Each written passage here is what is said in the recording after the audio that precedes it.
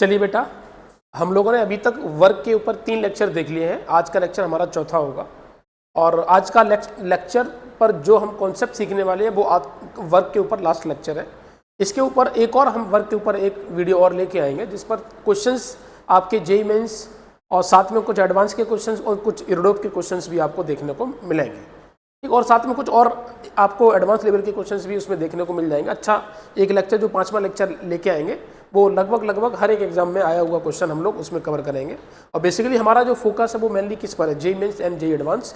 इसके साथ हमारी एससीबी किताब भी होनी चाहिए और साथ में हमारी इरोडोप बुक हो और बाकी कोई भी एडवांस की कोई पब्लिकेशन एक किताब हम लोग उसे देख सकते हैं। तो लास्ट लेक्चर हमारा 5वां होगा। तो ये लास्ट जो चौथा लेक्चर है वो थ्योरी का लास्ट लेक्चर है, ठीक है।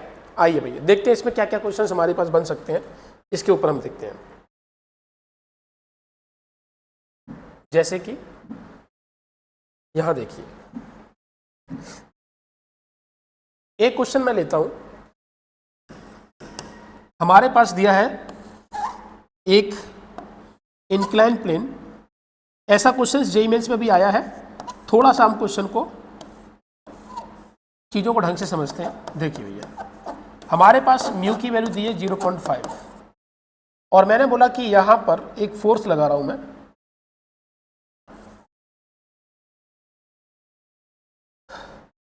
अभी पहले ये बताइए कि अगर मैं ऐसी सिचुएशन लूं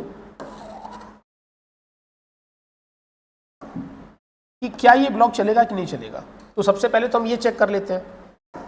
तो ब्लॉक चलेगा कि नहीं चलेगा उसके लिए हम क्या करते हैं, तो हम सबसे पहले चेक करते हैं कि इस ब्लॉक पर एफआर मैक्स कितना होगा। तो एफआर मैक्स निकलते हैं जिसे लिखेंगे म्यू इंटू का एन। इस पर बताइए नॉर्मल रिएक्शन क्या होगा, तो भैया हम बोलेंगे कि हमारे पास नॉर्मल रिएक्शन की वैल्यू जो आएगी वो आएगी tan g cos 37। tan g cos 37 ये है और इधर की तरफ हमारे पास tan g sin 37 है। अगर मैं इसके बारे में बात करें तो sin 37 की वैल्यू कितनी होती है, तो 3/5 होती है। इसके बेसिस पर हम इसकी वैल्यू जब बताएंगे तो हमारे पास 60 होगी। मैंने g की वैल्यू यहाँ पर 10 ली है। यहाँ पर अगर हम देखें तो cos 37 की वैल्यू 4/5 होती है, उसके बेसिस पे ये वैल्यू 80 न्यूटन हो जाएगी। तो हमारे पास जो नॉर्मल रिएक्शन की वैल्यू है वो हमारे पास है 80। तो आर मैक्स के हिसाब से हमारे पास ये 0.5 इंटू का 80, आंसर आ गया 40 न्यूटन। तो यहाँ पर आंसर हमारे पास जो फ्रिक्शन फोर्स की मैक्सिमम वैल्यू है वो 40 है और जो नीचे लग रहा है वो यहाँ पर 60 है। तो फ्रिक्शन फोर्स किधर आएगा, जिधर हमारे पास मोशन होने की टेंडेंसी है उसकी अपोजिट में फ्रिक्शन आएगा। फ्रिक्शन की मैक्सिमम वैल्यू कितनी लग सकती है, 40 लग सकती है, लेकिन ये 60 लग रहा है तो ये चलेगा। इस क्वेश्चन में मैं ये कह सकता हूं कि इस पे यहां से लेके अगर ये यहां तक चलता है तो मैंने इसको x = 0 मान लिया, यहां पर x = 10 मान ले रहा हूं। अगर मैं बोलूं कि work done by normal reaction कितना होगा, वर्क डन बाई फ्रिक्शन कितना होगा, ये हमको कैलकुलेट करना है और साथ में वर्क डन बाई ग्रेविटी कितना होगा, इसके बारे में भी बात कर लेते हैं। और कितने में, जो हमने बोला है आपको कि यहां से from x = 0 to x = 10 metre, यहाँ तक हम अगर देख लें तो क्या कहानी बनेगी। तो देखिए भैया, सबसे पहले बात तो हमको हमारे पास जो फोर्स दिया है वो यहाँ पर हमारे पास नॉर्मल रिएक्शन के द्वारा वर्क डन निकालते हैं। हमारे पास आ जाएगा नॉर्मल के द्वारा वर्क डन 0। क्यों? क्योंकि नॉर्मल मोशन के परपेंडिकुलर लग रहा है। ग्रेविटी किस डायरेक्शन में लग रही है, तो आप बोलोगे सर ग्रेविटी डायरेक्शन जो हमारे पास दी है वो यहाँ से 37 और नीचे की तरफ हमारे पास tan g हो जाएगी। तो इससे एंगल जो आएगा वो 53 डिग्री आ जाएगा। यहाँ से अगर हम लिखना चाहें तो लिख सकते हैं कि वर्क डन बाई ग्रेविटी अगर हम लिखें तो हमारे पास हो जाएगा tan g, ये फोर्स है, डिस्प्लेसमेंट कितना होगा, तो आप बोलोगे सर 10 हो जाएगा। यहाँ से लेके यहाँ तक मोशन जो करेगा वो 10 होगा, ठीक है। यहाँ से और हम देखें तो हम क्या कह सकते हैं, हमारे पास कितना एंगल है, तो बोलोगे cos 53 है। यहाँ से अगर हम देखेंगे तो हमारे पास ये हो जाएगा 100, g की वैल्यू 10 ले रहा हूँ और यहाँ से ये वैल्यू बन गया 3/5, इससे कट करोगे तो हमारे पास आ जाएगा 2। ये आंसर आ गया 600 जूल। तो ये हमारे पास आ गया work done by gravity. Work done by friction कितना आएगा उसे भी समझ लेते हैं। तो भैया वर्क डन बाई फ्रिक्शन के बारे में जब बात करेंगे तो हमारे पास होगा work done by friction = friction force की वैल्यू कितनी लग सकती है, मोशन हो रहा है कि नहीं हो रहा है। तो अगर ऑब्जेक्ट अगर मूविंग हो गया या ऑब्जेक्ट मोशन करने लगे तो हम जानते हैं कि वहाँ पर हमारा स्टैटिक फ्रिक्शन की जगह पर काइनेटिक फ्रिक्शन एक्ट करना स्टार्ट कर देता है और जब तक बॉडी रुकी रहती है तब तक आपका स्टैटिक लगता है। अगर दोनों बॉडी के बीच में अगर रिलेटिव मोशन नहीं हो रहा है, जिस जगह पर हमारा ऑब्जेक्ट रखा है और नीचे वाला जहाँ पर जो ऑब्जेक्ट रखा है, उन दोनों के बीच में अगर हमारा रिलेटिव मोशन नहीं हो रहा है तो हम कह देते हैं कि वहाँ पर स्टैटिक फ्रिक्शन लगता है। तो सीधी सी बात है, यहाँ पर तो मोशन हो गया है तो काइनेटिक फ्रिक्शन लगेगा। तो काइनेटिक फ्रिक्शन के द्वारा अगर हम बात करें तो फ्रिक्शन पीछे लग रहा है और हमारे डायरेक्शन मोशन की है वो उसके अपोजिट में है, तो हम बोलेंगे कि फ्रिक्शन की वैल्यू 40 लगेगी, क्योंकि मैक्सिमम फ्रिक्शन फोर्स के आप लिमिट कंडीशन पर हम लोग मोशन कर रहे हैं। इंटू का 10 और इंटू का यहाँ लिखोगे cos 180, तो cos 180 की वैल्यू क्या हो गई, आप बोलोगे सर माइनस 1 हो जाएगी, तो यहाँ से हो जाएगा माइनस का 400 जूल। ये इसका आंसर है। तो उम्मीद करता हूं कि आपको ये बात समझ में आई होगी। चलो भैया और देखते हैं, आइए एक और क्वेश्चन लेके आते हैं। जैसे कि जेईई मेंस में कुछ इस तरीके का क्वेश्चन आया, वही क्वेश्चन को मैं लेता हूं। मान लीजिए कि हमारे पास 37 यहाँ पर ये दिया है एंगल, यहाँ पर एक ब्लॉक है जिसका मास 10 kg दिया है, इस पर अप्लाइड फोर्स जो लग रहा है वो लग रहा है 120 न्यूटन। ये इसका अप्लाइड फोर्स है, ठीक है, ये इसका अप्लाइड फोर्स है। अप्लाइड फोर्स ये है, T इज इक्वल टू 0 पे चलना स्टार्ट कर रहा है। मैं थोड़ा और बढ़िया क्वेश्चन ले लेता हूँ। Work done by applied force तुम्हें निकालना है, कितना होगा, in T is equal to 10 second. 10 second में कितना होगा ये हमको सॉल्व करना है। तो आइए भैया देखते हैं। हम इस क्वेश्चन को पहले ही कर चुके हैं, तो हम जानते हैं कि इस डेटा के हिसाब से मैं म्यू की वैल्यू यहाँ पर और ले लेता हूँ। म्यू की वैल्यू दी है हमें 0.5। तो इसके बेसिस पर अभी मैंने क्वेश्चन पीछे किया था हम लोगों ने, जस्ट पहले वाला क्वेश्चन, उसमें देखा था कि एफ आर मैक्स की वैल्यू जो थी वो हमारे पास यहाँ से थी 40 न्यूटन। अगर ये 40 है और इसका जो कंपोनेंट होगा ग्रेविटी वाला वो तो 60 आएगा, 10g sin 37 तो 60 हो गया। तुम ऊपर लगा रहे हो 120, तो टेंडेंसी ऊपर की तरफ मोशन की हुई है, तो इसके अपोजिट में फ्रिक्शन आएगा, तो फ्रिक्शन की मैक्सिमम वैल्यू कितनी लग सकती है, तो आप कहोगे सर फ्रिक्शन तो मैक्सिमम लग सकता है 40। तो फ्रिक्शन के 40 लगने के बाद भी ये बॉडी ऊपर की तरफ मूव की, इसका मतलब है कि ये बॉडी ऊपर की तरफ मोशन करेगी, ठीक है। तो हम देख सकते हैं यहाँ से हमारे पास क्या होगा, अगर हम बात करें तो हमारे पास क्या होगा, मोशन के डायरेक्शन में कौन सा फोर्स लग रहा है, एक्सेलरेशन फाइंड करते हैं पहले। तो आप बोलोगे सर मोशन के डायरेक्शन में फोर्स है अप्लाइड फोर्स 120, इसके अपोजिट में कौन है 60 है, इसके अपोजिट में कौन है 40 है, और इसको हम कहेंगे कि हमारे पास ये 10 इंटू का a के बराबर हो गया। तो ये हो गया 20 इज इक्वल टू 10a, और a की वैल्यू हमारे पास आ गई है 2 मीटर पर सेकेंड स्क्वायर। तो ये हमारे पास आ गया एक्सेलरेशन।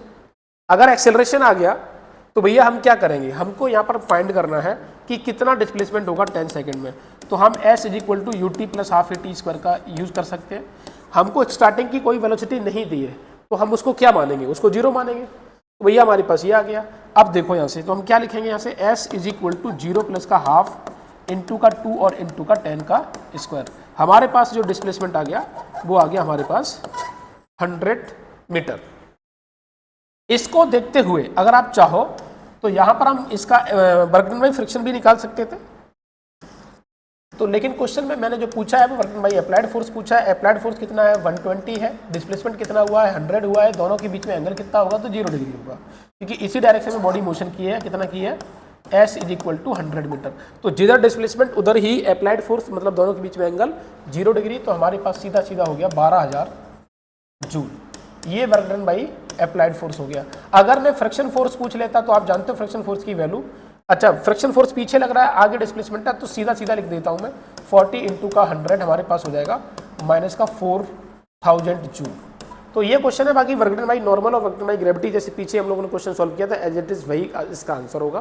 तो ये क्वेश्चन हमारा इस तरीके का क्वेश्चन एक जेईई मेंस में पूछा जा चुका है, तो ये हम क्वेश्चन कर सकते हैं। अब देखिए इसमें क्या क्या वेराइटी हो सकती है उसे समझिए।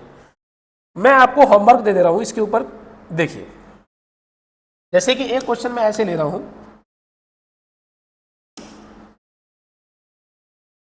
हमारे पास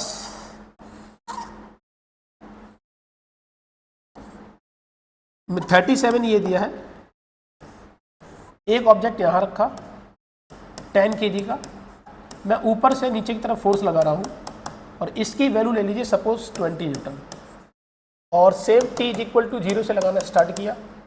इसकी शुरुआत की u is equal to 10 metre पर सेकेंड से ये मोशन कर रहा है जब इस पर 20 न्यूटन का फोर्स लगाया गया। इस ऑब्जेक्ट पर जब 20 न्यूटन का फोर्स लगाया गया उस टाइम पर ये ऑब्जेक्ट 10 मीटर पर सेकेंड से चलना स्टार्ट किया। या जिस टाइम पर फोर्स लगाया उसी टाइम पर इसकी वेलोसिटी 20 मीटर पर सेकंड दी है। कितना दिया मैंने, सॉरी 10। तो 20 फोर्स लगाने पर इसकी स्पीड जो स्टार्टिंग की है वो 10 है। मैं ये कहना चाह रहा हूं कि मुझे work done by applied force निकालना है और वर्क डन बाई फ्रिक्शन निकालना है। म्यू की वैल्यू आप यहां पर भी ले लीजिए, 0.5 दिया है और कितने टाइम में निकालना है, same t is equal to 10 second में हमें इसका आंसर निकालना है। ये क्वेश्चन दिया। तो अब यहां से अगर एक क्वेश्चन ये भी बन सकता है, अच्छा इसमें और क्या क्वेश्चन बन सकता है उसे भी देख लीजिए। एक साथ क्वेश्चन आप लिख सकते हो। देखो हमारे पास 37 ये एंगल, यहां से 10 kg ये ब्लॉक, यहां से इस एंगल को मैंने 45 ले लिया या 53 ले लीजिए, 53 में ले रहा हूं यहां से 53, 200 न्यूटन यहां पर मैंने फोर्स लगाया। अब मुझे क्या करना है, ये चेक करना है कि हमारे पास ये ऑब्जेक्ट चलेगा कि नहीं चलेगा। तो क्वेश्चन में लिख देता हूं कि यहां पर work done by applied force क्या होगा, वर्क डन बाई नॉर्मल क्या होगा, वर्क डन बाई फ्रिक्शन क्या होगा, ये सारी चीजें आप निकाल सकते हो। Same time in t is equal to 10 second. और ये चलना स्टार्ट कर रहा है। सिचुएशन जो दे रहा हूं मैं, चलना हो सकता है कि बॉडी ना भी चले, ऐसा भी हो सकता है इस डेटा के हिसाब से हमारी बॉडी मोशन ना भी करे। तो अगर बॉडी मोशन नहीं करेगी तो क्या होगा, work done by applied force, work done by friction भी जीरो होगा, नॉर्मल का जीरो होता है, सिर्फ वर्क डन बाई ग्रेविटी भी जीरो होगा, सभी जीरो हो जाएगा, है ना। तो सारे के सारे केसेस में वर्क डन जीरो हो जाएगा, ठीक है। तो इस फॉर्मेट में, अच्छा हो सकता है कि ऐसे फोर्स लगाने से ये ब्लॉक मूव कर जाए, मैं कुछ ऐसा अप्लाइड फोर्स और ऐसा एंगल दे दूं जिससे ऐसे फोर्स लगाने के बाद ये बॉडी मूव कर जाए। तो बॉडी अगर मूव कर जाएगी तो भैया सीधी सी बात है, इस क्वेश्चन को फिर हम जैसे करे हैं वैसे क्वेश्चन को सॉल्व कर सकते हैं, ठीक है। एक क्वेश्चन में आपको और बढ़िया क्वेश्चन कराता हूं, देखिए ध्यान से। हमारे पास सरफेस पर एक ब्लॉक है और इस ब्लॉक का मास m है, कोएफिशिएंट ऑफ फ्रिक्शन म्यू है, अप्लाइड फोर्स मैंने F लगाया थीटा एंगल पर। तुम्हें याद होगा फ्रिक्शन चैप्टर में मैंने ये पूछा था कि बताइए कि हमारे पास मिनिमम फोर्स क्या होगा जिससे कि ऑब्जेक्ट ये मूव करना स्टार्ट करे, जस्ट मोशन स्टार्ट करता है। तो अप्लाइड फोर्स बताइए, तो याद होगा पुल और पुश की कंडीशन। तो बताइए पुल में बॉडी मतलब बॉडी पे फोर्स ज़्यादा लगाना पड़ता है या पुश में, तो ज़्यादा लगाना पड़ता है पुश में। तो कम फोर्स लगाने पर बॉडी मोशन कर जाए तो हमें क्या करना चाहिए, तो पुल करना चाहिए। और पुल पे भी, क्योंकि ये आईटी का क्वेश्चन है और ये पूछा गया था कि मिनिमम फोर्स निकालिए कि जिससे कि बॉडी जस्ट मोशन करे, तो वो कंडीशन तुम्हें याद होना चाहिए। तो मैं अभी बताऊंगा कि वो फोर्स क्या था, वो भी बताता हूँ। तो उसमें पुल और पुश की बात की गई थी कि बताइए पुल और पुश अगर हम एक साथ अगर यूज़ करें, जो हमने फ्रिक्शन में आपको ये बताया है, तो आप लेक्चर देख सकते हो, आप टाइप कर सकते हो यूट्यूब पर फ्रिक्शन बाई रवि साक्या, तो आपको वहाँ पर देखने को मिल जाएगा, जहाँ तक लेक्चर नंबर 3rd या 4th लेक्चर होना चाहिए, ठीक है। चलो भाई, तो उसमें क्या बताया था उसे भी समझ लीजिए। तो हमारे पास ये जो दिया तो उसमें ये बताया गया था कि पुश करना आसान है या पुल करना। तो अगर ब्लॉक ऐसे रखा है, मेरा सरफेस ऐसे, ब्लॉक ऐसे रखा है, इस पर अगर आप हॉरिजॉन्टल डायरेक्शन फोर्स लगाते हो तो चाहे पुल करो चाहे पुश करो कोई फर्क नहीं पड़ने वाला। लेकिन किसी एंगल पर पुल और पुश करते हो तो वहां पर पुल करना आसान है पुश करने से। ये बात हम लोगों ने पीछे देख रखी है। अब उसी बेसिस पर यह बोला जा रहा है क्वेश्चन कि हमको work done by F minimum के द्वारा निकालना है। और कब निकालना है कि जब बॉडी यहां से x इज इक्वल टू 0 से चलना स्टार्ट करे और x is equal to d तक चले, ये हमको करना है। तो बॉडी यहां से मोशन करके यहां तक गई है। अब तुम ये क्वेश्चन को कैसे सॉल्व करोगे, तो यहां से समझिए। सबसे पहली बात ये है कि हम जानते हैं पीछे से हमारे पास जो एफ मिनिमम जो निकाला गया था वो वैल्यू थी हमारे पास mu M G upon sine theta plus का म्यू कॉस थीटा। ये हमारे पास रिजल्ट आया था, ठीक है। और हो सकता है जहां तक इसमें म्यू हो या यहाँ पर हो, तो ये हमारे पास रिजल्ट आया था। इसको क्या लिखोगे आप, वर्क डन बाई, अब ये हमारे पास क्या एफ मिनिमम है, इसकी भी मिनिमम वैल्यू निकाली जा सकती है, उसकी भी मिनिमम वैल्यू क्या होती है। तो ये आईटी में रिजल्ट पूछा जा चुका है, इसकी मैक्सिमम वैल्यू क्या होती है। तो इसकी मैक्सिमम वैल्यू हम जानते हैं मैथमेटिक्स के अकॉर्डिंग, क्या जानते हैं कि इसकी वैल्यू इसके कोएफिशिएंट का square 1 square plus mu square, तो हमारे पास ये आ जाएगा। तो आप इसकी वैल्यू को ये भी लिख सकते हो, ठीक है। लेकिन अगर सिर्फ इतने से ही हमारा काम चल जाए, ऑप्शन देख के समझ में आ जाएगा कि क्या रिक्वायरमेंट है हमारी, उसके बेसिस पर हम इसको यूज कर सकते हैं। तो यहाँ से हमारे पास अगर मैं यहाँ से लिखता हूँ एफ मिनिमम, तो हमारे पास हो जाएगा म्यू एम जी। इसका कंपोनेंट करिए तो इधर क्या लिखेंगे, इधर कंपोनेंट करने से हमारे पास आ जाएगा एफ कॉस थीटा, मतलब इसका कंपोनेंट अगर लिखेंगे तो यहाँ से बन जाएगा mu M g cos theta upon में साइन थीटा प्लस का म्यू कॉस थीटा और इनटू का डी डिस्प्लेसमेंट हो गया। तो इसका जो कंपोनेंट है वो हमने किधर किया है, डिस्प्लेसमेंट के अलोंग किया है, और डिस्प्लेसमेंट के अलोंग करने से मतलब हो गया कॉस वैल्यू जो एंगल का आएगा वो क्या आएगा, जीरो आएगा। तो हमारे पास कॉस जीरो की वैल्यू 1 हो गई। तो हमारे पास ये इसका आंसर आ गया, ये लो 1। और अगर इसका यूज किया होगा तो इसके हिसाब से आप आंसर निकाल सकते थे। ठीक है, तो ध्यान रखना इस तरीके के क्वेश्चंस भी आपको देखने को मिलेंगे किताबों में। आगे बढ़ते हैं, चलो भाई।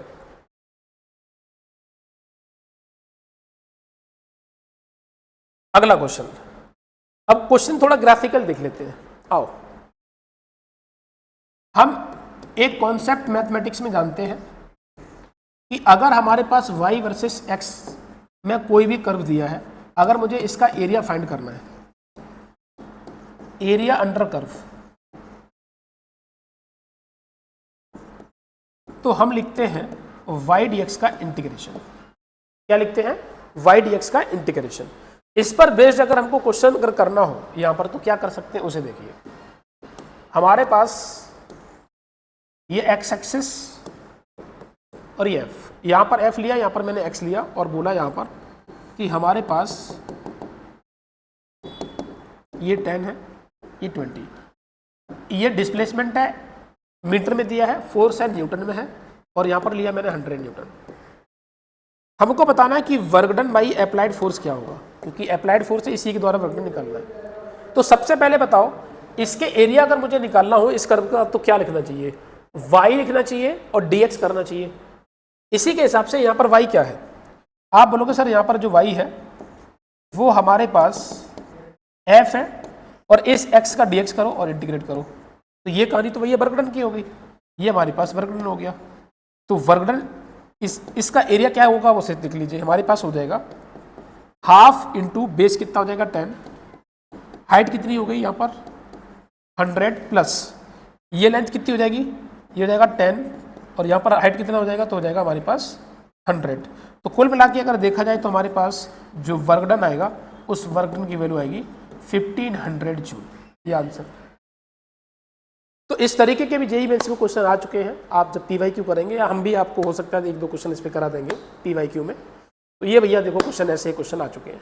उम्मीद करता हूँ कि ये क्वेश्चन भी आपको समझ में आया होगा। लेकिन इसमें एक बच्चे को कन्फ्यूजन ये हो सकता है कि जो बच्चा काइनामेटिक्स पढ़ा है, अच्छा ये बताओ कि वर्क कैसी यूनिट बताई थी मैंने आपको फर्स्ट लेक्चर में बताया था कि वर्क जो होता है वो स्केलर क्वांटिटी होता है, और स्केलर क्वांटिटी अगर बच्चा मान लीजिए कि काइनामेटिक्स पढ़ के सीधा ये वर्क के बारे में सोचता है, तो काइनामेटिक्स में जो स्केलर क्वांटिटी होती है वो कभी भी निगेटिव नहीं होती। जैसे टाइम है, डिस्टेंस है, स्पीड है, ये निगेटिव नहीं होते थे।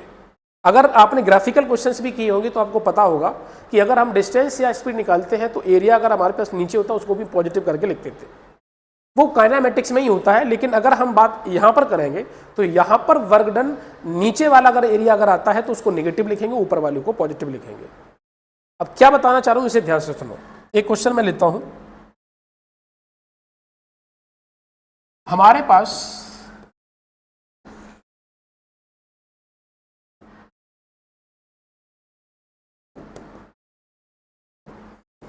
मान लीजिए कि यहां पर अप्लाइड फोर्स ये दिया है, यहां पर एक्स एम दिया है, इसको मैंने बोला कि ये 100 है, यहां पर आप ले लीजिए, ये आप ले लो 5, ये ले लो 10 और ये ले लो 15,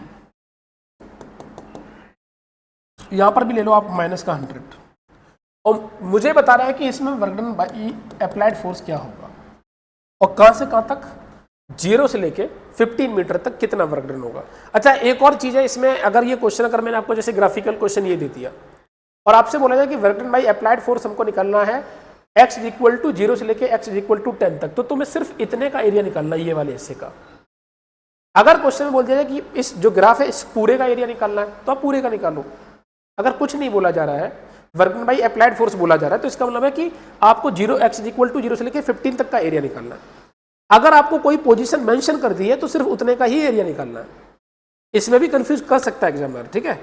एनटीए इसको भी कंफ्यूजन में डाल सकती है बच्चों को कि भैया हम तो आपको जो पूरा ग्राफ दे दिया यहाँ से लेके यहाँ तक, लेकिन हमारे पास जो हमको वर्क डन फाइंड करना है वो किसी पर्टिकुलर लोकेशन तक फाइंड करना है, x = 0 से लेके x = 10, 5 या 50 कुछ भी बोल दिया जाए तो उसको कवर करना है, ये भी तुम्हें ध्यान रखना पड़ेगा। लेकिन अभी के लिए हम निकालना चाह रहे हैं कि x = 0 से लेके x = 15 तक कितना वर्क डन होगा उसके बारे में बात कर लेते हैं भैया। देखो तो work done by applied force अगर हम देखें तो हमारे पास यहाँ से क्या आएगा, तो पहले तो आप एरिया इसका निकालो, इसको हम एरिया 1 कर लेते हैं, इसको एरिया 2 कर लेते हैं और इसको एरिया 3 कर लेते हैं। हम ये बात समझ में आती है कि ये वाला भी ट्रायंगल है, ये भी वाला ट्रायंगल है, इसकी लेंथ भी यहाँ से 5 है और इसकी भी लेंथ 5 है, इसकी भी हाइट 100 है और इसकी भी हाइट 100 है। तो जितना एरिया आपका 2 का होगा वही एरिया तुम्हारा 3 का होगा। आप क्या लिखोगे, आप बोलोगे कि sir area of 1 plus area of 2 और माइनस का एरिया ऑफ 3, ये अगर हम कर देंगे तो हमारे पास work done by applied force आ जाएगा। आओ भाई देखते हैं। पहला है रेक्टेंगल, रेक्टेंगल का एरिया अगर लिखोगे तो क्या लिखोगे, आप लिखोगे 5 × का 100, दूसरा जो एरिया 2 का लिखोगे ये तो आपका 1 का आ गया, प्लस दूसरे का एरिया लिखोगे हाफ × का 5 × का 100, ये आपका आ जाएगा यहाँ से 2 का, और 3 का लिखना है तो क्या लिखोगे, सेम यही लिखोगे, वो नेगेटिव हो गया तो ये तो कट गया आपका, आपके पास आंसर आ गया 500 जूल। लेकिन अगर मैं ये कहना चाह रहा हूं, मैं आपको ये बता रहा था कि काइनेमेटिक्स में अगर ये काइनेमेटिक्स के हिसाब से होता और काइनेमेटिक्स में स्केलर क्वांटिटी का अगर हमको एरिया फाइंड करना होता तो हम इस नीचे वाली को भी पॉजिटिव लिखते, इसको भी प्लस करते। तो बच्चा जो काइनेमेटिक्स पढ़ के आता है और वर्क डन का क्वेश्चन सीधे सॉल्व करके आता है तो वही दिमाग लगाता है कि भैया उधर तो हमारे पास जो स्केलर क्वांटिटी थी वो तो सारी पॉजिटिव होती थी, चाहे एरिया नेगेटिव हो पॉजिटिव हो, सबको पॉजिटिव कंसिडर करना है, लेकिन वर्क है वो भी स्केलर है, तो भैया एक काम करते नीचे वाले को भी पॉजिटिव कर देते हैं। तो इस बात को आप ध्यान रखना, ठीक है। चलो भाई आगे बढ़ते हैं। अगर हम यहां से बात करें, जैसे कि हो सकता है कि तुमको कर्व इस फॉर्म में भी दे दिया जाए, हमारे पास ये टाइम दिया है सेकंड में, यहां पर आपको दिया है dw/dt, आप लिख सकते हो जूल पर सेकंड, और इसका भी एक हमको एरिया दे दिया जाए, ये 10 और ये 20, यहां पर मान लो 100। अगर मुझे इसमें एरिया अगर इसका फाइंड करना है तो वर्क डन आएगा, कितना वर्क डन आएगा, तो भैया इसको भी ध्यान रखना, इस फॉर्मेट में भी क्वेश्चन आ सकता है। आप अगर वर्क डन लिखोगे तो लिखोगे dw/dt इंटू का dt का इंटीग्रेशन, और बेसिकली ये हो जाएगा वर्क डन। तो हमारे पास ये कट जाएगा, यहाँ से हो जाएगा इंटीग्रेशन dw और ये बन जाएगा हमारे पास w। तो एरिया लिखो भैया, क्या होगा एरिया, चेक करो। एरिया लिखोगे तो लिखोगे 10 × का 100 प्लस हाफ × 10 × का 100, तो यहाँ से ये 5 हमारे पास आ गया 1500 जूल। तो क्वेश्चन ऐसे भी आ सकता है। अब ये यहाँ पर एक्सेस, जैसे मैंने बोला यहाँ पर dw/dt लिखा है, ऐसे dw/dx भी हो सकता है, ठीक है। तो जूल पर मीटर, और इधर आपको टी की जगह पर एक्स दे सकता है, वो मीटर में हो सकता है। तो सेम एरिया अगर उसका भी निकालना है तो बिल्कुल एज इट इज जो आंसर इसका आया वही उसका भी आएगा, ठीक है। तो ऐसे भी फॉर्मेट के क्वेश्चंस देखने को मिल सकते हैं। आओ भाई आगे बढ़ते हैं, एक नई वैरायटी की तरफ चलते हैं। हमने लेक्चर फर्स्ट में ये देखा था कि हमारे पास अगर फोर्स अगर वेक्टर फॉर्म में दिया है तो उसको कैसे सॉल्व करेंगे। तो फोर्स वेरिएबल है तो इंटीग्रेशन करते थे हम, एक्स वाले आई वाले टर्म को एक्स के रेस्पेक्ट में इंटीग्रेट करते थे, जे वाले को जे के टर्म में कर देते और के वाले को के टर्म में करते थे, उसको इंटीग्रेट करते थे। और जो हमारे कोऑर्डिनेट्स होते थे इनिशियल और फाइनल वाले कोऑर्डिनेट्स, उनके हम लिमिट उन्हीं के लोअर लिमिट से अपर लिमिट वाले में रख के उसका हम वर्क डन फाइंड कर लेते थे। ऐसे क्वेश्चंस हम कर चुके हैं। और साथ में एक क्वेश्चन ऐसा भी देखा था कि जिसका इंटीग्रेशन पॉसिबल नहीं है तो उसमें यह बोला जाता था कि अगर आप इनिशियल से फाइनल पोजीशन पर जा रहे हो तो पर्टिकुलर इस कर्व पर आपको मोशन करने से आप वहां तक जा सकते हो, तो आप उसकी वैल्यू को y को x के टर्म में रिप्लेस करके या x को y के टर्म में रिप्लेस करके भी हम इंटीग्रेट कर लेते थे। तो वो भी हमने क्वेश्चंस देखे थे और बहुत अच्छे अच्छे क्वेश्चंस हम लोगों ने वहां पर किए भी थे। आज हम थोड़ी सी उसी से रिलेटेड थोड़ा और अच्छी वैरायटी के क्वेश्चंस देखते हैं और क्या क्या हो सकते हैं, जिसमें कुछ क्वेश्चन जेईई मेंस में भी उससे रिलेटेड पूछे जा चुके हैं, हम वो भी देखते हैं, ठीक है। और क्या क्या आ सकते हैं हम वो भी देखते हैं। तो सारी हम एक वैरायटी कवर करते हैं इसमें। देखिए हमारे पास जैसे कि सपोज जैसे मान लो सपोज 5 kg दिया है, अगर हम इस पे अप्लाइड फोर्स देता हूं, मान लो कि 2x दिया है, और ये पार्टिकल यहाँ से x इज इक्वल टू 0 से लेके x is equal to 10 metre तक चलता है और बोला जाए कि work done by applied force निकालो। कहाँ से कहाँ? x इज इक्वल टू 0 से लेके x इज इक्वल टू 10 चलने पर।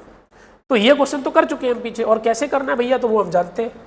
हम क्या करेंगे, हम जानते हैं कि अगर फोर्स वेरिएबल है तो उसका वर्क डन फाइंड करने के लिए हमें इंटीग्रेशन ही हमारे पास एक ऑप्शन है। तो इंटीग्रेट करिए। इंटीग्रेट करने के लिए यहाँ पर f की वैल्यू उठा के रखोगे तो आप लिखोगे 2x dx का इंटीग्रेशन और 0 से लेके 10 तक। आपने बोला सर इसका इंटीग्रेशन तो x² होगा, 0 से 10 रखेंगे, हमारे पास 100 जूल इसका आंसर। ठीक है, ऐसा तो क्वेश्चन तो हम कर चुके हैं। लेकिन अगर हम बात यहाँ पर ये करें, ठीक है, ये क्वेश्चन हमको दिया था, अगर हम बात यहाँ पर ये करें कि मान लो कि हम फोर्स की जगह पर एक्सेलरेशन देते हैं, A as a function of x दिया है, तो फिर हम क्वेश्चन को कैसे सॉल्व करेंगे? तो चलो उसको भी देख लेते हैं। आओ भाई,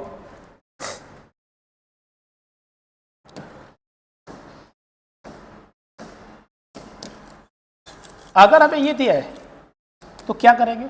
सबसे पहले हमें फोर्स बनाना पड़ेगा। फोर्स के लिए एम ए लिखेंगे। एम हमारे पास दिया है 5, ए की वैल्यू दी है 2x, हमारे पास एफ की वैल्यू हो गई 10x। अभी सेम क्वेश्चन पुराना वाला बन गया। आप लिखोगे एफ डी एक्स का इंटीग्रेशन, आप रखोगे यहाँ पर वैल्यू 10x dx का इंटीग्रेशन और 0 से लेकर 10 तक। आप अगर इसके इंटीग्रेट करोगे तो आंसर आएगा 5x²। आप लिमिट रखो 0 से लेकर 10 तक, आपके पास हो गया 500 जूल। ये लो, ये भी कोई दिक्कत नहीं है। ऐसा भी क्वेश्चन तुमसे पूछा जा सकता है। और देखिए, अगर मैं यहां से बोलूं कि हमको यहां पर v is equal to 2x दिया है, अब करना है मुझे, तो कैसे करेंगे उसे भी देख लीजिए। सेम क्वेश्चन आपसे यही पूछा जा रहा है, work done by applied force. Applied force लग रहा है क्या? हाँ बिल्कुल लगेगा। इसकी सिचुएशंस को थोड़ा हम चेंज करके देखते हैं तो पता चलेगा कि उस पर एक f है। तो हमने अगर इस ब्लॉक का velocity as a function of x दिया है और मैं ये पूछ रहा हूं क्या इसकी इस सिचुएशन से देखने से क्या इस ब्लॉक पर कोई फोर्स लग सकता है या लग रहा है? बिल्कुल लग रहा है। वो हम समझाते कैसे। हम लोगों ने काइनेमेटिक्स में एक रिलेशन पढ़ा था, A is equal to v d v by d x. ये एक रिलेशन पढ़ा था। इसके बेसिस पर अगर हम देखें तो हम ये कह सकते हैं कि वेलोसिटी हमारे पास 2x दी है और अगर मैं इसका वेलोसिटी का डिफरेंशिएशन x के रेस्पेक्ट में करूं तो हमारे पास सिर्फ आएगा 2। तो भैया इसकी वैल्यू उठा के आप 2 रख दो, हमारे पास a की वैल्यू आ गई 4x। अब फिर से इससे पहले वाला क्वेश्चन बन गया। अब इसमें क्या करोगे तो आप बोलोगे सर इसमें तो हम ये करेंगे कि f को लिखेंगे ma, हमारे पास जो f होगा वो m रखिए यहाँ पर और a की वैल्यू 4x हो गई, हमारे पास f की वैल्यू हो गई 20x। फिर से क्वेश्चन हमारे पास बन गया ये पुराना फॉर्मेट का।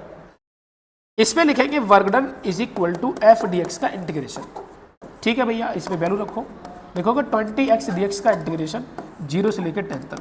हमारे पास यहाँ से बन गया, इसे लिख सकते हो आप 10x² लिमिट 0 से लेकर 10 तक, आंसर आ गया 1000 जूल। लो भैया ये भी आ गया, इसमें भी कोई दिक्कत नहीं है। बताओ भाई, इसमें भी हमें कोई दिक्कत नहीं है। आगे देखते हैं। देखिए अभी हम लोगों ने देखा तो उसमें क्या क्या देख लिया। हमने देख लिया कि हमारे पास देखो क्या क्या फॉर्मेट हो सकता है। काइनेमेटिक्स में ऐसे फॉर्मेट हमने देखे थे कि x as a function of T पर, velocity as a function of T पर, acceleration as a function of T पर। ठीक है, फिर हमने देखा था कि velocity as a function of X, साथ में और क्या देखा था, एक्सेलरेशन फंक्शन ऑफ एक्स और v as a function of acceleration as a function of v। तो अभी हमने जो क्वेश्चन देखे वो किस किस पर देख लिया? हमने देख लिया इस पर, देख लिया इस पर, देख लिया।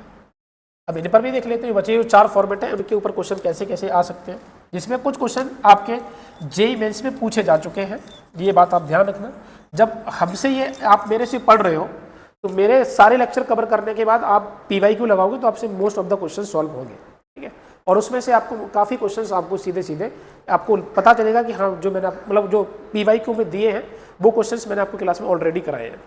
बाकी कोई बुक लगाओगे तो वहाँ से भी आपको क्वेश्चंस नजर आएंगे कि क्वेश्चन तुमसे सॉल्व हो रहे हैं। ठीक है, प्रॉपर ढंग से सुनना, हर एक बात को आप ध्यान से फील करते हुए सब चीज़ों को ऑब्जर्व करिए तो सारी चीज़ें आपकी क्लियर होंगी। आओ भाई देखो, इसमें अगर हम बात करें तो हमारे पास क्या होगा, अब इस पे एक और क्वेश्चन लेता हूं, जैसे कि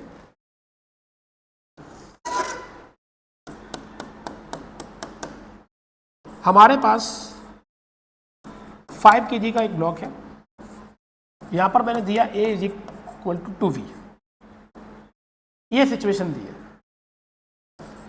work done by applied force निकालना है, कैसे निकालेंगे उसे भी देखते हैं। इसके हिसाब से अभी हम देख लेते हैं कि इसमें क्या चीज़ की रिक्वायरमेंट होगी, उसके हिसाब से हम इसमें आपसे पूछ लेंगे। सबसे पहले हम ये करेंगे कि हमको यहाँ पर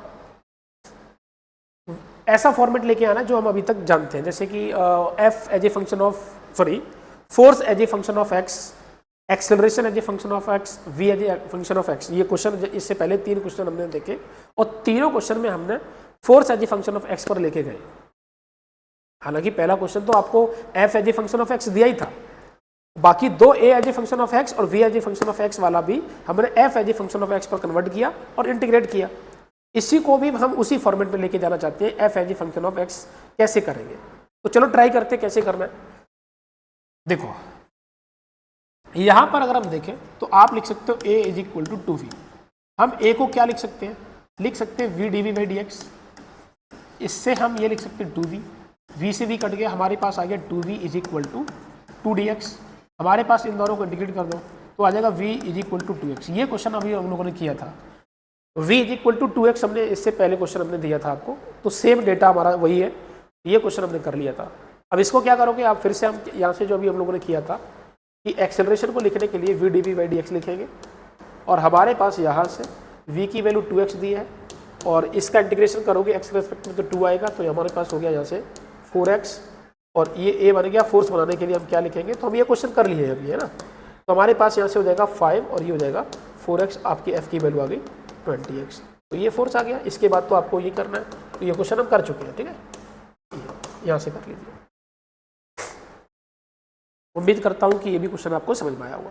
चलिए भैया आगे बढ़ते हैं। इसी में अगर हम ये बोलें कि हमको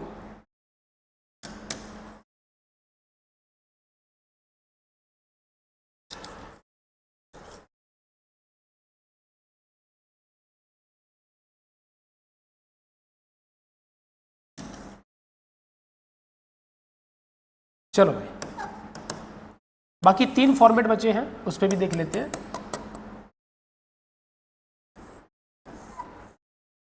हमारे पास दिया suppose f is equal to मान लो 2t, ये दिया और हमको फाइंड करना है अप्लाइड फोर्स के द्वारा वर्क डन कितना होगा। यहां से लेकिन अब देख रहे हैं कि in t is equal to t naught time, t naught time में देख रहे हैं। अब टाइम के रेस्पेक्ट में हमें इसे देखना है, टी नॉट टाइम में देखना है। तो कैसे करेंगे पहले से समझिए। अब मान लीजिए कि बच्चा पहली बार इस क्वेश्चन को देख रहा है, तो उसके दिमाग में ये क्वेश्चन सॉल्व करने के लिए क्या सोचता है, वो ये सोचता है कि अभी तक सर जो आप बताए हो उसके बेसिस पर हम ये लिखेंगे, और उसने इसकी वैल्यू उठा के रखी और लिखा 2t इंटू dx और इंटीग्रेट कर दिया। तो बच्चा सोचेगा कि सर इधर हम टाइम का इंटीग्रेशन करना चाहते हैं x के रेस्पेक्ट में, ये तो पॉसिबल ही नहीं है, तो क्या ये क्वेश्चन सॉल्व नहीं होगा, क्या और कुछ देना चाहिए। तो अब पीछे वाले जब क्वेश्चन एक याद करो, पीछे हमने जो आपको कराया था फर्स्ट लेक्चर में कि जिसमें x वाला जो i कंपोनेंट है वो तो x में दिया है और y कंपोनेंट j कंपोनेंट है उसमें x और y दोनों दिए हैं और फोर्स हमारे पास दिया है। जैसे for example f is equal to X I cap plus X Y J cap, ये दिया है। और फिर बच्चे ने इंटीग्रेट किया तो लिखेगा कि work done by applied force is equal to X D x का integration plus X Y D Y का इंटीग्रेशन। अब ये वाला फिर से फंस गया, ये क्वेश्चन पीछे कर चुके हैं हम। तो फिर आपको याद होगा पीछे हमने उसमें डेटा दिया था और कहा था कि जब तक आपको y as a function of x की एक इक्वेशन नहीं पता चले तब तक हम इस वाले का वर्क डन फाइंड नहीं कर सकते। क्यों? क्योंकि आपको पता है कि हमने सेकंड टर्म जो लिखा है वो एक्स वाई डी वाई का इंटीग्रेशन लिखा है, तो आपको x को y के टर्म में लिखना पड़ेगा। तो दिया भी था फंक्शन और क्वेश्चन भी किया था हमने, IIT में क्वेश्चन ऐसा पूछा जा भी चुका है, ठीक है। मैंने बताया था कि IIT में भी क्वेश्चन उसके ऊपर आ चुका है। लेकिन बात यहाँ पर ये आती है कि इस वाले में फिर से वही सेम सिचुएशन आई है और यहाँ पर लिखा है कि टाइम का इंटीग्रेशन करना है और वो भी x के रेस्पेक्ट में। तो क्या फिर से कुछ देना है, क्या इस क्वेश्चन में कुछ मिसिंग है? मैं आपको बताऊंगा इस क्वेश्चन में कुछ भी मिसिंग नहीं है, इसमें इस क्वेश्चन के अंदर ही चीजें छुपी हैं, वो तुमको सोचना पड़ेगा कि कैसे करना है। तो ये क्वेश्चन पीछे से थोड़ा सा डिफरेंट है, बिल्कुल मिलता जुलता सिचुएशन है, लेकिन थोड़ा सा अलग तरीके से सोचना है। अब क्या करना है उसे भी समझिए। तो भैया हमने क्या किया कि हमारे पास f की वैल्यू दी है 2t, इस f को लिख सकते हैं m और m के बराबर यहाँ से हो सकता है 2t। तो हमारे पास a की वैल्यू जो आएगी वो हम लिख सकते हैं यहाँ से a is equal to 2t/m, और इस a को क्या लिखेंगे तो आप लिख सकते हो dv/dt is equal to 2t/m। अगर हम यहाँ से देखें तो और क्या लिख सकते हैं इसे, तो इधर से लिखेंगे dv is equal to 2/m t dt का इंटीग्रेशन। अब वेलोसिटी निकाल लीजिए, v आ जाएगा हमारे पास कितना आ जाएगा t²/2, तो आप सीधा लिख सकते हो t²/m, v आ गया। क्या v से कुछ होगा, चलो चेक करते हैं। एक काम करते हैं, इस एक्सप्रेशन में मैं dx के नीचे dt से मल्टीप्लाई और dt से डिवाइड कर देता हूँ, और ये एक्सप्रेशन हमारे पास बन गई 2tv इंटू का dt। ठीक है भाई, इस वेलोसिटी की वैल्यू को उठा के हम यहाँ रख देते हैं और लिख दिया मैंने 2t, और यहाँ से रखा मैंने t²/m और इंटू का dt। अब इसका इंटीग्रेशन कर लेते हैं। तो भैया हमारे पास बन गया 2/m बाहर निकालो, और ये बन गया t³ इंटू dt का इंटीग्रेशन 0 से लेकर t0 तक। अब तुम्हारे पास इंटीग्रेशन पॉसिबल है। आप रखा 2/m और लिखेंगे t की पावर 4 t0/4 कर दीजिए, आंसर आ जाएगा हमारे पास t0 की पावर 4/2। ये आ गया वर्क डन। इस क्वेश्चन को ऐसे सोचना था आपको, मतलब यहाँ पर dx को वेलोसिटी बनाइए और इस वेलोसिटी की वैल्यू आप यहाँ से उठा के निकालिए कि इस f को पहले a निकालो, a से आप उसको इंटीग्रेट करो और v आ जाएगा। तो v as a function of t आया, इसकी वैल्यू उठा के मैंने यहाँ रख दिया, हमारे पास ये आ गया, और इसको इंटीग्रेट कर दिया, आंसर। तो पहले लेक्चर से थोड़ा सा अलग सोच रहा था, लेकिन मिलता जुलता क्वेश्चन ये है कि वहाँ पर भी जब एक वेरिएबल हमारा फंस रहा था और यहाँ पर भी एक वेरिएबल फंस रहा था, तो हमें वहाँ पर तो फंक्शन देना पड़ा, यहाँ पर फंक्शन देना नहीं पड़ा, इसी के अंदर सोचना था। ठीक है, अब इस पे और जो 3 वैरायटी के क्वेश्चंस बताए थे मैंने, वो हम इस पे क्वेश्चन कर लेते हैं। देखो भाई, आओ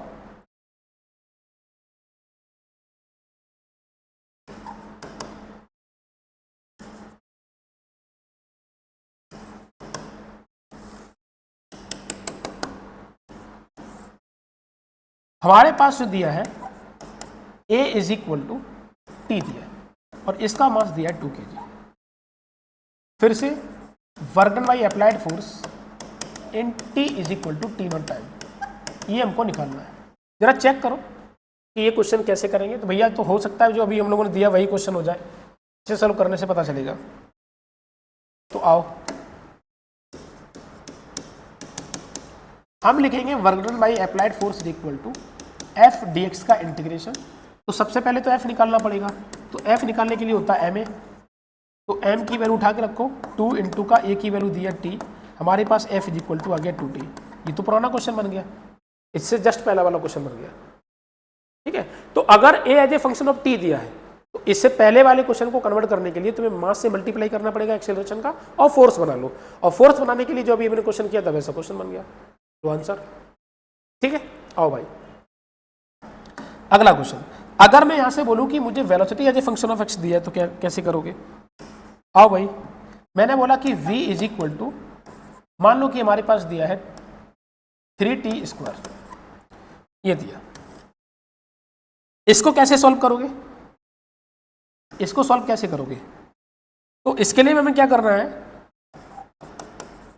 कि पहले फोर्स बनाओ,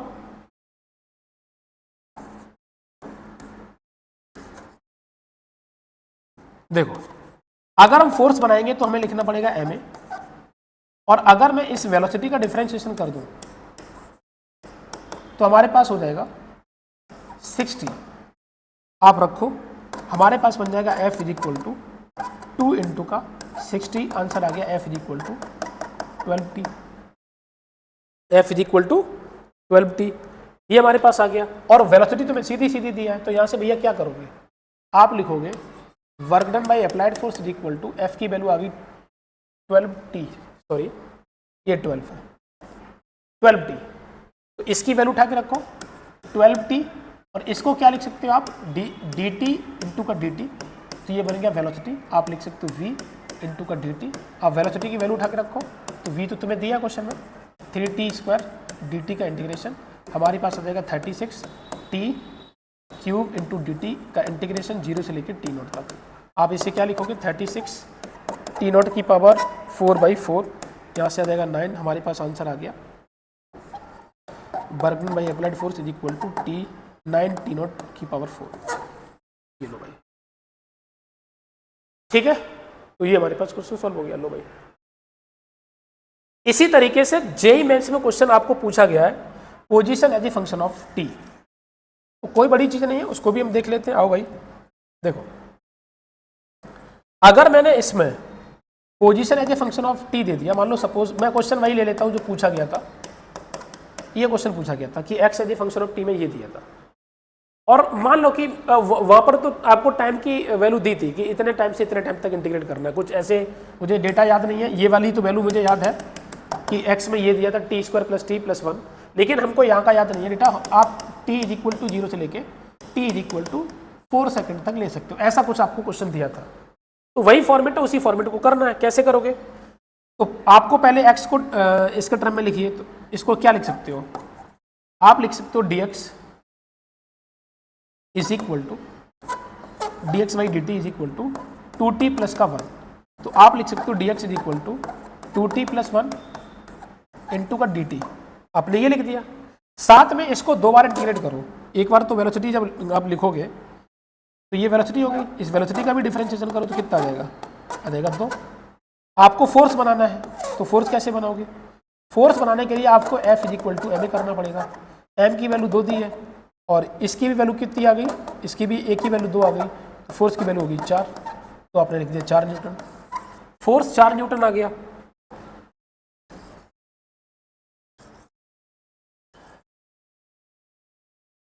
फोर्स 4 न्यूटन आ गया, तो भाई क्या करोगे आगे, आप बोलोगे कि work done by applied force equal to f dx का इंटीग्रेशन करना है। तो हमारे पास यहाँ पर f की वैल्यू 4 है और dx की वैल्यू कितनी आ गई, तो dx की वैल्यू हमारे पास आ गई 2t + 1 dt। लो भाई, यहाँ से हमारे पास आ जाएगा 4 2t, अच्छा इसका इंटीग्रेशन करिए, इंटीग्रेशन करेंगे तो क्या आएगा 4, ये बन जाएगा t² प्लस का t, और लिमिट हमारे पास जो कितना दिए, तो आप जो भी दिए इसमें 0 से लेके 4 लगा दीजिए, ये आंसर यहाँ से सॉल्व कर लीजिए। ठीक है, तो इस तरीके के वैरायटी के क्वेश्चंस हमको देखने को मिल सकते हैं। तो वर्क पर आपके क्वेश्चंस काफ़ी हो गए हैं। अच्छा, एक बात और है कि अगर किसी को ऐसा लगता है कि वर्क के ऊपर सिर्फ यही क्वेश्चन हो सकते हैं, तो मैं आपको पीछे बताया था, एक बार फिर से सुन लीजिए कि हमने जितने भी अभी क्वेश्चन किए हैं, वर्क से पहले चैप्टर जितने पढ़े हैं उससे रिलेटेड क्वेश्चंस किए हैं, और उसमें भी हर एक क्वेश्चन मैं आपको नहीं करा सकता, उसमें बहुत अच्छी अच्छी वैरायटी के क्वेश्चंस और भी बन सकते हैं, वो आपको बुक्स में मिलेंगे। कुछ क्वेश्चंस आपको जेईई मेंस में मिल जाएंगे, कुछ क्वेश्चंस आपको एडवांस के रिलेटेड मिल जाएंगे, इरोडोप की किताब में कुछ मिल जाएंगे, तो हर एक किताब में आपको क्वेश्चन बढ़िया बढ़िया कुछ क्वेश्चंस देखने को मिलेंगे। ठीक है, तो वो आप वहां से कवर करिए। हाँ, लेकिन ये है कि क्या वर्क के ऊपर सर और क्वेश्चंस आप करा सकते हो, तो मैं कहूँगा बिल्कुल करा सकता हूँ। वो क्वेश्चंस मैं आपको नहीं करा सकता जो आगे की चैप्टर में आने वाले हैं, जैसे फॉर एग्जांपल सर्कुलर मोशन हो गया, सेंटर ऑफ मास हो गया, रोटेशन चैप्टर हो गया, एसएचएम हो गया, फ्लूइड मैकेनिक्स हो गया। हर एक जो आपका चैप्टर है आगे आने वाला चैप्टर, उसमें सभी में वर्क के ऊपर क्वेश्चंस हो सकते हैं, तो उन क्वेश्चंस को आपको उन्हीं चैप्टर में ही करा सकता हूं मैं, अभी नहीं करा सकता क्योंकि उनके बारे में आपको आइडिया नहीं है। ठीक है, तो जैसे जैसे चैप्टर आगे पढ़ाऊंगा वैसे वैसे आपको मैं वो क्वेश्चंस भी जहाँ पर बनेंगे वैसे वैसे क्वेश्चंस आपको देखने को मिलेंगे। ठीक है, तो अभी के लिए आपको इतना ही वर्क के ऊपर देखना है। अब मैं वर्क के ऊपर आपको क्वेश्चन प्रैक्टिस कराऊंगा, और जितने भी 4 लेक्चर अभी तक वर्क के ऊपर देखे हैं उससे रिलेटेड क्वेश्चंस अगले वाले लेक्चर में आपको मैं दिखाऊंगा कि कैसे कैसे क्वेश्चंस आपको देखने को मिले। अब जो किए हैं उसके ऊपर देखो कैसे कैसे क्वेश्चंस आए हैं। तो ये सारे फॉर्मेट ध्यान रखना, इन सारे फॉर्मेट का एक बार अच्छे से रिवीजन कर लीजिए, और उसके बाद हम उन क्वेश्चंस को प्रैक्टिस करते हैं। चलिए बेटा, अगले लेक्चर में मिलते हैं। ओके।